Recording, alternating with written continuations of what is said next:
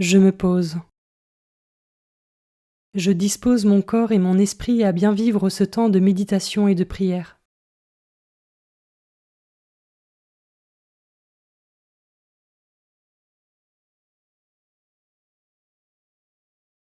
Je prends le temps d'invoquer l'Esprit Saint pour qu'il m'accompagne tout au long de cette méditation de la parole de Dieu.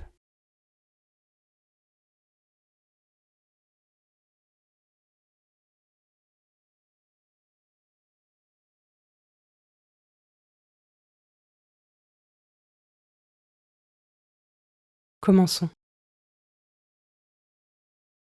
Évangile de Jésus-Christ selon saint Luc, chapitre 12, versets 13 à 21.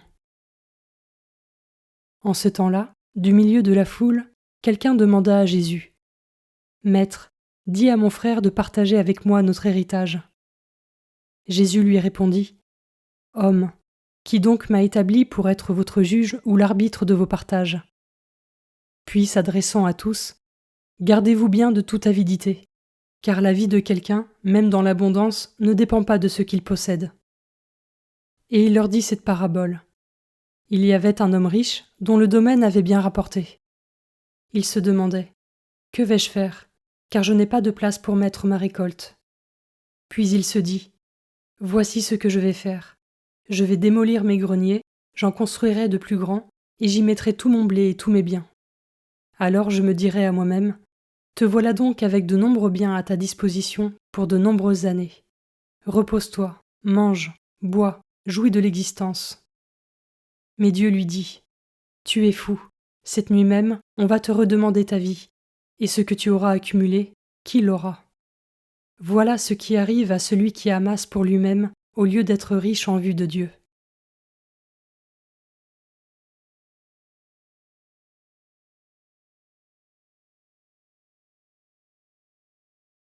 Je commence par méditer ce verset.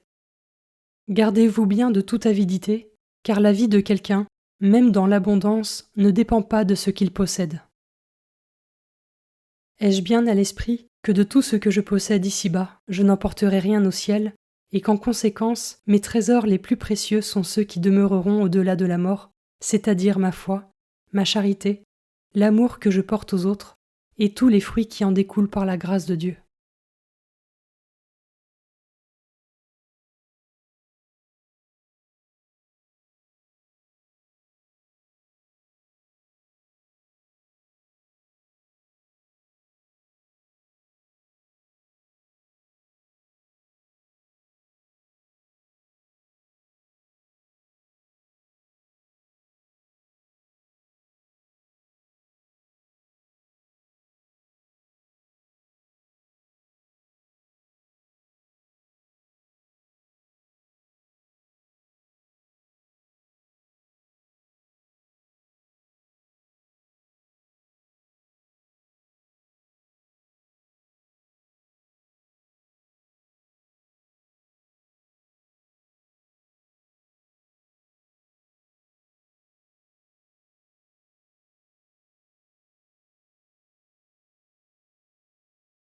Je peux maintenant m'arrêter sur cet autre verset.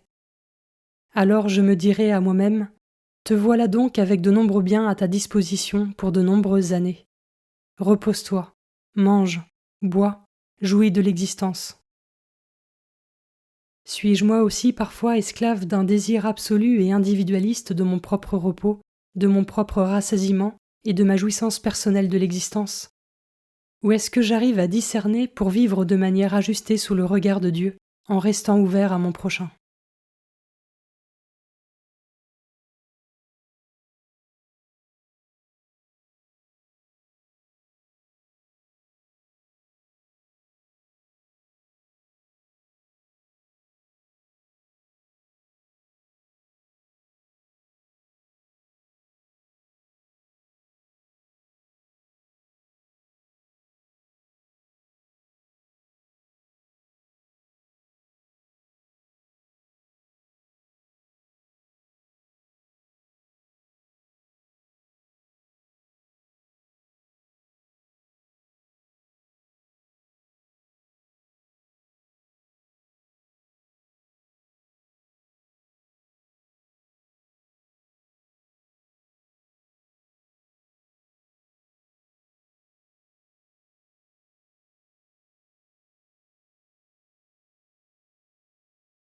Je termine en méditant ce dernier verset.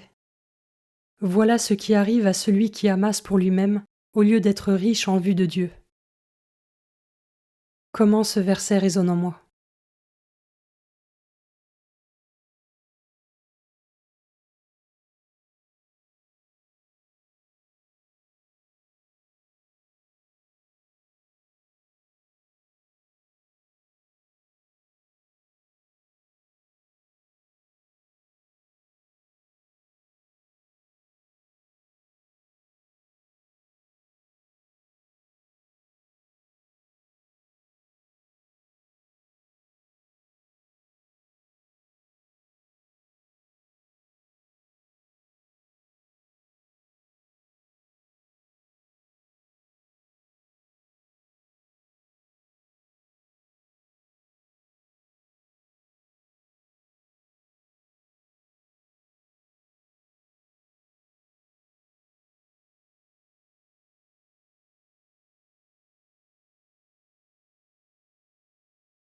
Avec mes mots, je rends grâce à Dieu pour ce temps de prière qui s'achève et pour ses bénédictions.